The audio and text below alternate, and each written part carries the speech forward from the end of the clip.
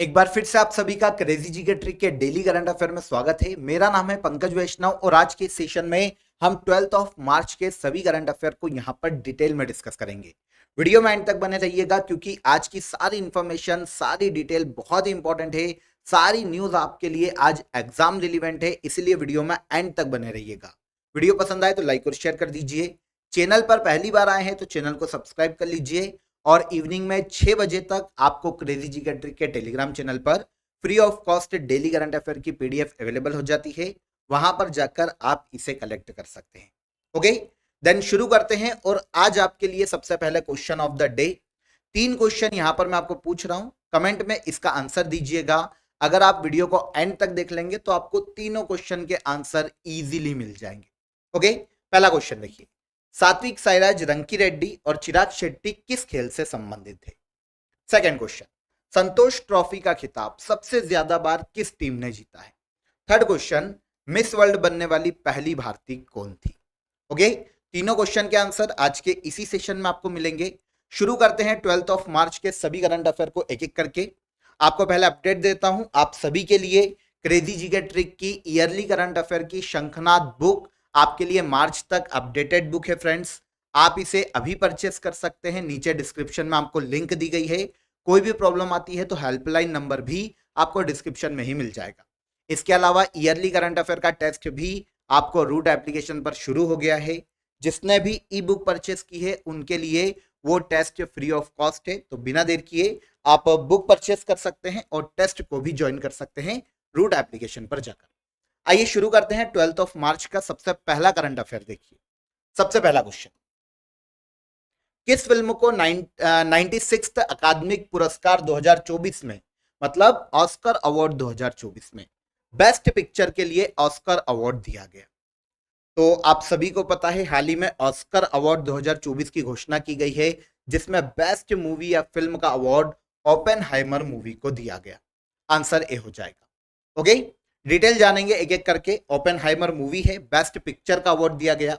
96th Oscar award समारोह का जो आयोजन है वो डॉल्बी थिएटर में किया गया फ्रेंड्स, लॉस एंजलिस में। ओके, देखिए, मेन जो अवार्ड हैं, ऑस्कर अवार्ड दिए गए, उनके बारे में मैं आपको बता देता हूं। जो रेड किए हैं वो बहुत ही इंपॉर्टेंट है और बाकी भी आपके लिए अवेलेबल है, लेकिन आप पीडीएफ जब आपको मिले तो एक बार इनको पढ़ लीजिएगा। हम मेन को डिस्कस कर लेते हैं। बेस्ट पिक्चर का अवार्ड दिया गया 96th ऑस्कर अवार्ड 2024 में ओपेनहाइमर मूवी को। कमेंट में बताइएगा इसके डायरेक्टर कौन है, बहुत ही इंपॉर्टेंट क्वेश्चन है। ठीक है, best actor in a leading role, यह अवार्ड दिया गया क्लियन किलियन मर्फी को, जो कि ओपेनहाइमर में एक्टर है। इसके बाद best actress in a leading role का जो अवार्ड है यह दिया गया एम्मा स्टोन को, इनकी मूवी पुअर थिंग्स के लिए। और best actor in a supporting role का अवार्ड दिया गया Robert Downey junior. Iron Man movie देखी होगी आपने, तो रॉबर्ट डाउनी जूनियर है, इनको ओपेनहाइमर मूवी के लिए best actor in a supporting role का अवार्ड दिया गया, ऑस्कर पुरस्कार दिया गया। ओके, इसके बाद बेस्ट डायरेक्टर का अवार्ड ओपेनहाइमर मूवी के लिए आपको यहां पर आंसर मिल गया मेरे क्वेश्चन का, क्रिस्टोफर नोलन को दिया गया है बेस्ट डायरेक्टर का ऑस्कर अवार्ड 2024 के लिए। ओके, चलिए आगे आए। Best documentary in short film या best documentary short film the last repair shop को दिया गया। अब ये इंपॉर्टेंट इसलिए है क्योंकि लास्ट ईयर 2023 में भारत की मूवी द एलिफेंट विस्पर्स को बेस्ट डॉक्यूमेंट्री शॉर्ट फिल्म का ऑस्कर अवार्ड दिया गया था, इसलिए हमको इसे याद रखना चाहिए, हो सकता है एग्जाम में पूछ लिया जाए। ओके, बाकी भी आपके लिए मेंशन कर दिए हैं, पीडीएफ मिले तो वहां पर एक बार इन्हें भी देख लीजिएगा। ओके, तो बेस्ट पिक्चर का अवार्ड हमारा क्वेश्चन था, तो ये किसे दिया गया ऑस्कर अवार्ड 2024 में? तो ये दिया गया ओपेनहाइमर मूवी को। आगे आइए, ऑस्कर अवार्ड की शुरुआत 1929 में की गई थी। सिनेमा के क्षेत्र में दिया जाने वाला यूएसए का सबसे बड़ा अवार्ड है। देता कौन है? तो academy of motion pictures arts and sciences के द्वारा यह पुरस्कार दिया जाता है, जो कि यूएसए की संस्था है। देन अगला क्वेश्चन, भारतीय बैडमिंटन जोड़ी, यही हमारा क्वेश्चन था I think question of the day में, तो आपको आंसर मिल जाना चाहिए। भारतीय बैडमिंटन जोड़ी सात्विक साईराज रंकीरेड्डी और चिराग शेट्टी ने किस देश की बैडमिंटन जोड़ी को हराकर फ्रेंच ओपन बैडमिंटन टूर्नामेंट 2024 जीता है। यहां पर ये कैटेगरी है सुपर 750। ओके, कैटेगरी की बात नहीं करते, मैंने मेंशन कर दी है। अब यहां पर फ्रेंच ओपन बैडमिंटन टूर्नामेंट 2024 बोलूंगा मैं, समझ जाना इसी की बात हो रही है।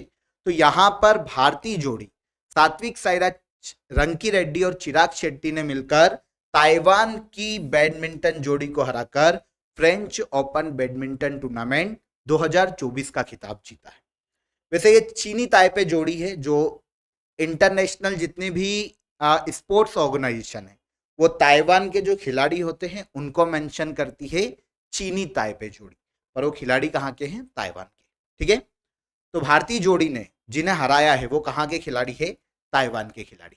ओके, यह सात्विक साईराज और यह है चिराग शेट्टी। चलिए, तो फाइनल में ताइपे की जोड़ी को हराया। इनमें दो प्लेयर हैं, ली जे हुई यांग और यांग पोहान। इनकी जोड़ी को हराकर French open badminton tournament 2024 Satwik Sairaj और चिराग शेट्टी की जोड़ी ने जीता है। वैसे यह पहली बार नहीं है कि इन्होंने इस टूर्नामेंट को अपने नाम किया। 2022 में भी इस टूर्नामेंट को इन दोनों बैडमिंटन प्लेयर की जोड़ी ने अपने नाम किया था। बैडमिंटन के क्षेत्र में इनके योगदान के कारण ही 2023 में दोनों को संयुक्त रूप से मेजर ध्यानचंद खेल रत्न पुरस्कार से सम्मानित किया गया। ओके, एशियाई खेलों में इन्होंने बैडमिंटन में गोल्ड अपने नाम किया। तो 2023 में इनकी जोड़ी को मेजर ध्यानचंद खेल रत्न पुरस्कार, जो कि भारत का सबसे बड़ा खेल पुरस्कार है, वो दिया गया है। ठीक है ना। और अब 2024 में इन्होंने फ्रेंच ओपन बैडमिंटन टूर्नामेंट 2024 को अपने नाम किया। अब यहां पर जो मेंस सिंगल का खिताब है फ्रेंड्स, वो शी यूकी ने अपने नाम किया, जो कि चाइना के पुरुष खिलाड़ी हैं। और विमेन सिंगल का जो खिताब है वो आन सी यंग ने अपने नाम किया। ये साउथ कोरिया की बैडमिंटन प्लेयर है। ओके, ठीक है। इस प्रतियोगिता की शुरुआत 1908-1909 में की गई थी। पहला टूर्नामेंट खेला गया था। खेला कहां जाता है? तो ये फ्रांस की राजधानी पेरिस में हर साल आयोजित किया जाता है। ठीक है ना, याद रखिएगा, इंपॉर्टेंट फैक्ट है, एग्जाम में हो सकता है हमसे पूछा जाए। तो यहां पर हमारा क्वेश्चन सात्विक साईराज और चिराग शेट्टी से है, तो वो इंपॉर्टेंट है, उन्हें याद रखिए। चलिए, third question, 71th miss world प्रतियोगिता विजेता क्रिस्टिना पित्स्कोवा किस देश से संबंधित है? तो पहला फैक्ट तो या पहला जो आपको इंपॉर्टेंट न्यूज मिलती है वो ये है कि मिस वर्ल्ड का खिताब 2024 में किसने जीता? तो ये जीता है क्रिस्टिना पित्स्कोवा ने, जो कि चेक रिपब्लिक की रहने वाली है। आंसर हो जाएगा आंसर सी। यहां पर एक चीज और इंपॉर्टेंट है, 2024 में मिस वर्ल्ड प्रतियोगिता का जो आयोजन है वो भारत में किया गया, मुंबई में। इसके पहले पहली बार 1996 में इंडिया में मिस वर्ल्ड कंपटीशन का आयोजन किया गया था। और अब दूसरी बार 2024 में 71th मिस वर्ल्ड प्रतियोगिता का आयोजन इंडिया में किया गया। चेक रिपब्लिक की क्रिस्टिना पित्स्कोवा ने 71th मिस वर्ल्ड प्रतियोगिता का खिताब अपने नाम किया। ओके, चलिए, ये है, आप देख सकते हैं इनकी इमेज। आयोजन कहां हुआ है? अभी मैंने आपको बताया मुंबई में, पर्टिकुलर प्लेस नहीं पूछेंगे, पर मुंबई इंडिया याद रखिए। और जियो वर्ल्ड कन्वेंशन सेंटर जो कि मुंबई में है, यहां पर आयोजित की गई है प्रतियोगिता। ठीक है, प्रतियोगिता में भारत का नेतृत्व किया है शिनी शेट्टी ने। हालांकि विनर नहीं रही, लेकिन ठीक है, नेतृत्व किया है भारत की ओर से शिनी शेट्टी ने। ठीक है, चल, अब विनर आपको पता चल गई कहां से है, तो ये चेक रिपब्लिक से है, क्रिस्टिना। लास्ट जो विनर थी 17th मिस वर्ल्ड जो रही है वो है कैरोलिना ब्लाउस्का। कहां की है? पोलैंड की। अब देखिए, यहां पर जो प्रोसेस है वो ये कहती है, परंपरा की जो लास्ट विनर है वो अगले विनर को ताज पहनाता है, क्राउन अगले विनर के सर पर रखता है। तो क्रिस्टिना के सर पर ताज किसने रखा है? तो 17th मिस वर्ल्ड जो कि पोलैंड की थी, कैरोलिना ब्लाउस्का, इन्होंने ताज ट्रांसफर किया है किसको? क्रिस्टिना पित्स्कोवा को, जो कि चेक रिपब्लिक की महिला है, रहने वाली है। ठीक है ना। तो आपको दो चीजें पता चलती है, एक तो लास्ट बार 2023 में विनर कौन रहा, तो ये पोलैंड की कैरोलिना रही। और अब 71th मिस वर्ल्ड कौन? तो ये चेक रिपब्लिक की क्रिस्टिना। ठीक है, अब क्रिस्टिना के साथ रनर अप कभी पूछी जाए तो ये यास्मिना जायटोन रही है, जो कि लेबनान की रहने वाली। ठीक है, अब एक और इंपॉर्टेंट नोट यहां पर आप ले लीजिए कि लास्ट ईयर नवंबर 2023 में निकारागुआ की शैनिस पलासियोस मिस यूनिवर्स 2023 का खिताब जीतने वाली महिला है। कहां की है? निकारागुआ। कौन? शैनिस पलासियोस। ओके, इन्होंने लास्ट ईयर मिस यूनिवर्स 2023 का खिताब जीता है। ओके, अब यहां पर बात आएगी कि इंडिया में अभी तक किस किस ने मिस वर्ल्ड का खिताब जीता है। तो यहां पर 5 नाम आपके सामने आते हैं। सबसे पहला खिताब रीता फारिया 1966, ये भारत की पहली महिला है जो कि मिस वर्ल्ड बनी थी। सेकंड ऐश्वर्या राय, फिल्म अभिनेत्री है, 1994।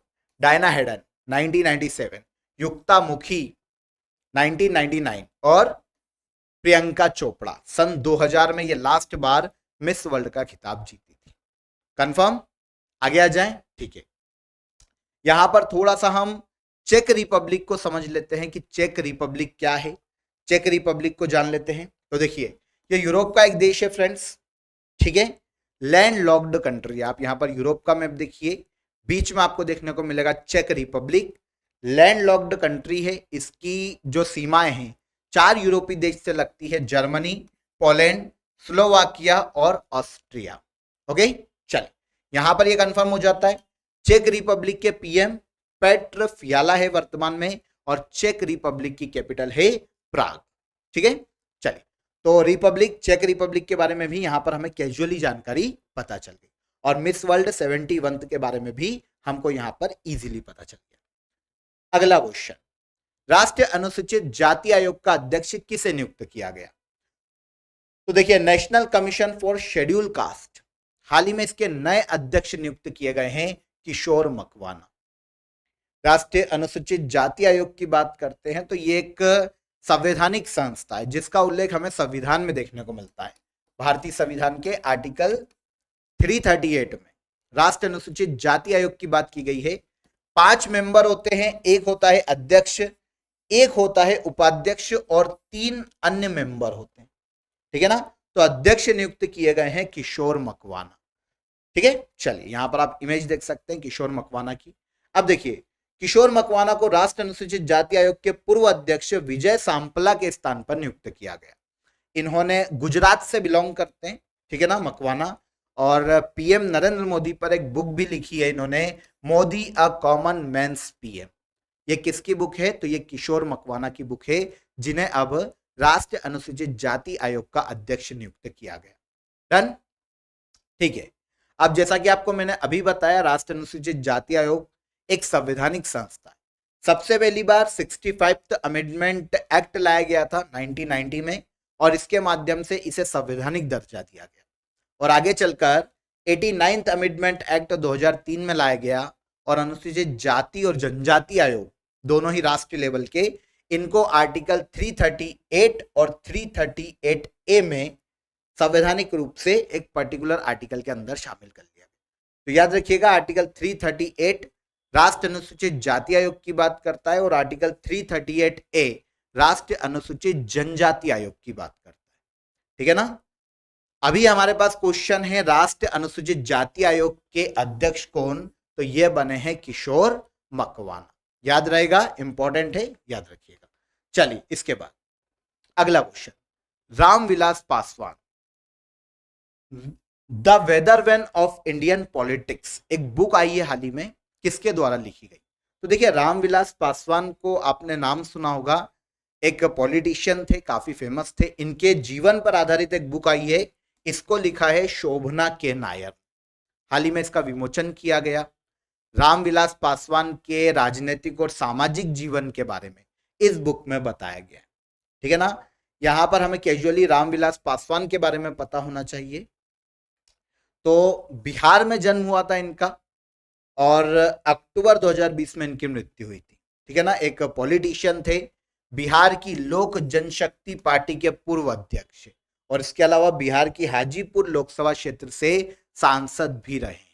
सेंट्रल में भी काफी सारी मिनिस्ट्रीज इन्होंने संभाली है, जैसे कि उपभोक्ता मामलों के मंत्री रहे, इसके अलावा केंद्रीय रसायन एवं उर्वरक मंत्री रहे, केंद्रीय खनिज मंत्री रहे, रेल मंत्री रहे। तो काफी सारी मिनिस्ट्री संभाली है। सामाजिक क्षेत्र में इनके योगदान के कारण इंडियन गवर्नमेंट ने इन्हें 2021 में पद्म भूषण से सम्मानित किया था। कौन है ये? रामविलास पासवान। अब इनके जीवन पर जब बुक आई है Ramvilas Paswan the weather vane of Indian politics, किसके द्वारा लिखी गई? तो शोभना के नायर के द्वारा लिखी गई। ओके, चलिए आगे बढ़ते हैं। हाल ही में किसने पाकिस्तान के 14th प्रेसिडेंट के रूप में शपथ ली? तो कुछ दिन पहले ही हमने पाकिस्तान के पीएम के बारे में पढ़ा था, ठीक है, बाद में बात करेंगे। यहां पर हमारा क्वेश्चन है पाकिस्तान के 14th प्रेसिडेंट को, तो ये बने हैं आसिफ अली जरदारी। पाकिस्तान के 14th प्रेसिडेंट बने मार्च 2024 में। वैसे ये इसके पहले 11वें राष्ट्रपति के रूप में भी काम कर चुके हैं पाकिस्तान। मतलब प्रेसिडेंट के रूप में आसिफ अली जरदारी का ये पाकिस्तान में दूसरा कार्यकाल है। पहले 11वें राष्ट्रपति के रूप में काम कर चुके हैं और अब ये 14th प्रेसिडेंट के रूप में नियुक्त किए गए, ठीक है ना। 2008 से लेकर 2013 तक ये पाकिस्तान के 11वें राष्ट्रपति रहे थे और अब इनका दूसरा कार्यकाल है 2024 से 14वें राष्ट्रपति के रूप में, ठीक है ना। कौन है ये? तो याद रखिएगा आसिफ अली जरदारी। इलेक्शन में किसको हराया ये इंपॉर्टेंट नहीं है आगे चलकर, तो केवल प्रेसिडेंट याद रखो, हमारा काम हो जाएगा। ओके, चलिए आगे आ जाए। यहां पर सिंपल सा क्वेश्चन था, सिंपल सी डिटेल थी, कुछ भी हमको ज्यादा ऐसा नहीं है जो कि इसमें याद रखना है। 11वें राष्ट्रपति के रूप में पहले काम कर चुके हैं और अब 14वें राष्ट्रपति के रूप में चुने गए। इसके बाद भारत और यूरोपीय मुक्त व्यापार संघ, इसे कहा जाता है यूरोपियन फ्री ट्रेड एसोसिएशन, ठीक है ना, ने व्यापार और आर्थिक साझेदारी समझौते पर हस्ताक्षर किए। यूरोपीय मुक्त व्यापार संघ में कौन सा देश शामिल नहीं? देखिए संस्था के बारे में पता चलेगा तो इजीली हमको थोड़ा सा नॉलेज मिलेगा। यूरोपियन फ्री ट्रेड ऑर्गेनाइजेशन या एसोसिएशन की बात करते हैं। ये एसोसिएशन यूरोप के 4 देशों का एक बोल सकते हैं एक ट्रीटी है, जिसके मध्य में चारों देशों के मध्य में फ्री ट्रेड को बढ़ावा देने के लिए, मतलब जहां पर टैक्सेस जो सर्विसेज हैं जो गुड्स है उन पर कम लगे या ना के बराबर लगे, तो ऐसे 4 देश यूरोप के एक साथ आते हैं और ये एक ट्रीटी करते हैं जिसे कहा जाता है यूरोपियन फ्री ट्रेड एसोसिएशन। अब भारत ने इन 4 कंट्रीज के साथ, मतलब इस एसोसिएशन की जो मेंबर कंट्री है उनके साथ एक व्यापार और आर्थिक साझेदारी समझौते पर हस्ताक्षर किया, ठीक है, इसलिए ये न्यूज में है। हमारा क्वेश्चन है कि कौन सा देश शामिल नहीं है, तो फ्रांस इसका मेंबर नहीं है, ठीक है ना। यहां पर हमारा आंसर है फ्रांस। आपके दिमाग में आएगा सर 4 मेंबर कौन, तो 3 तो ये हो गए, एक थोड़ा सा अजीब सा नाम है तो मैं बाद में बता दूंगा आपको, आगे देखते हैं, ठीक है ना। तो भारत ने हाल ही में देखिए यूरोपीय मुक्त व्यापार संघ ने, भारत और यूरोपीय मुक्त व्यापार संघ ने व्यापार और आर्थिक साझेदारी समझौते पर हस्ताक्षर की। भारत पिछले 16 साल से यह प्रयास कर रहा था कि इस एसोसिएशन के साथ भारत का समझौता हो जाए। 21 अलग अलग बैठकें भी इंडिया ने की है और अब जाके फाइनली हमारा समझौता हुआ है इन 4 देशों के साथ जो कि इस एसोसिएशन के सदस्य। अब समझौते के बाद अगले 15 साल में भारत में 8 लाख करोड़ तक का निवेश आने की संभावना है, ठीक है ना। 1960 में गठित यूरोप के 4 देशों का एक क्षेत्रीय व्यापारिक संगठन है यूरोपीय मुक्त व्यापार संघ। 4 देश कौन कौन से? 3 आपको मिल गए थे, एक मैंने आपको बोला था अजीब सा नाम है, यह है लिechtenstein, ठीक है ना, थोड़ा अजीब नाम है, मैंने आपको पहले ही बोल दिया था। आइसलैंड, लिechtenstein, नॉर्वे और स्विट्जरलैंड, ये 4 देश हैं इस एसोसिएशन के अंतर्गत। अब भारत ने इनके साथ आर्थिक और व्यापारिक साझेदारी के लिए समझौते पर हस्ताक्षर किए। क्लियर? ठीक है, आगे आते हैं। सर्विसेज ने संतोष ट्रॉफी 2024 में किसे हराकर 7वीं बार संतोष ट्रॉफी का खिताब जीता? तो देखिए आर्मी जो होती है ना वो सर्विसेज के रूप में यूनाइट होकर संतोष ट्रॉफी में खेलती है, जो कि फुटबॉल की एक अंतरराज्य प्रतियोगिता है भारत में। तो आपके साथ क्वेश्चन ऐसा भी आ सकता है कि संतोष ट्रॉफी किस खेल से संबंधित है? किस खेल से संबंधित है? फुटबॉल की अंतरराज्य प्रतियोगिता। सर्विसेज ने 2024 में संतोष ट्रॉफी के फाइनल में गोवा की फुटबॉल टीम को हराकर 7वीं बार इस खिताब को अपने नाम किया, ठीक है ना। फुटबॉल की प्रतियोगिता है और 1941 से इसका आयोजन किया जा रहा है अलग अलग राज्यों के मध्य में। इंडिया के अंदर होती है, अलग अलग राज्यों के मध्य में राज्य इसमें पार्टिसिपेट करते हैं और आर्मी की टीम सर्विसेज के नाम से पार्टिसिपेट करती है। तो सर्विसेज ने 7वीं बार, है ना, 2024 में संतोष ट्रॉफी का खिताब जीता है। किसको हराया फाइनल में? गोवा को हराया। यहां पर आप इमेज देख सकते हैं, सर्विसेज की टीम यहां पर सेलिब्रेट कर रही है। अब देखिए खेला कहां गया, ये इंपॉर्टेंट है। तो आयोजन 2024 में संतोष ट्रॉफी का किया गया भारत के अरुणाचल प्रदेश राज्य में, और गोल्डन जुबली स्टेडियम जो कि अरुणाचल प्रदेश में है, यहां पर इसका फाइनल खेला गया सर्विसेस और गोवा के मध्य में, जहां पर सर्विसेस ने गोवा को 1-0 से हराकर 7वीं बार संतोष ट्रॉफी का खिताब जीता। जो सिंगल गोल हुआ है इस फाइनल का वो पीपी शफील ने किया, जो कि सर्विसेस के ही खिलाड़ी है, फुटबॉल खिलाड़ी। ठीक है ना, पूरी डिटेल देखिए। 77th एडिशन है इस बार। शुरू कब हुआ था? अभी मैंने आपको बताया 1941। 77th एडिशन है, अरुणाचल प्रदेश में आयोजित हुआ। 38 टीम ने पार्टिसिपेट किया था। सर्विसेज 7 बार इसका टाइटल जीत चुकी। सर्वाधिक बार संतोष ट्रॉफी का टाइटल वेस्ट बंगाल की टीम ने अपने नाम किया है 32 टाइम्स, 32 बार। ओके, ठीक है। रनर अप कौन? सर्विसेज अगर विनर तो रनर अप गोवा की टीम। शीर्ष गोल स्कोरर संतोष ट्रॉफी 2024 में फिजाम सनाथोई मणिपुर के खिलाड़ी है, 9 गोल किए हैं सबसे ज्यादा। Best player Sameer Murmu services के हैं, और बेस्ट गोलकीपर सयाद बिन अब्दुल कादिर, ये भी सर्विसेज के ही खिलाड़ी। विनर कौन रहा 2024 में संतोष ट्रॉफी का? सर्विसेज की टीम, और रनर अप गोवा की टीम। आयोजन कहां हुआ? तो अरुणाचल प्रदेश राज्य में। अगला क्वेश्चन, किस राज्य सरकार द्वारा महतारी वंदन योजना शुरू की गई? तो महतारी वंदन योजना की शुरुआत की गई है छत्तीसगढ़ सरकार के द्वारा। हाल ही में भारत के पीएम नरेंद्र मोदी ने वर्चुअली इसका इनॉग्रेशन किया है छत्तीसगढ़ राज्य में। इसके तहत छत्तीसगढ़ राज्य की जो महिलाएं हैं उनके आर्थिक उत्थान के लिए उन्हें प्रति माह 1,000 रुपए की आर्थिक सहायता दी जाएगी प्रति माह। ओके, 1,000 रुपए की आर्थिक सहायता, ताकि महिलाओं का उत्थान किया जा सके, उन्हें आर्थिक रूप से सक्षम बनाया जा सके।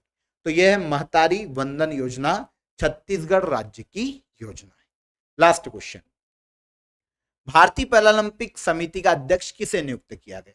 आपको पता है अभी भारत की स्पोर्ट्स मिनिस्ट्री ने इसके निलंबन को खत्म किया था, हमने डिस्कस किया था। अब भारतीय पैरालंपिक कमेटी के नए अध्यक्ष नियुक्त किए गए देवेंद्र झाझरिया। इनके पहले दीपा मलिक अभी तक भारतीय पैरालंपिक समिति की अध्यक्ष के पद पर थी, और अब कौन? देवेंद्र झाझरिया।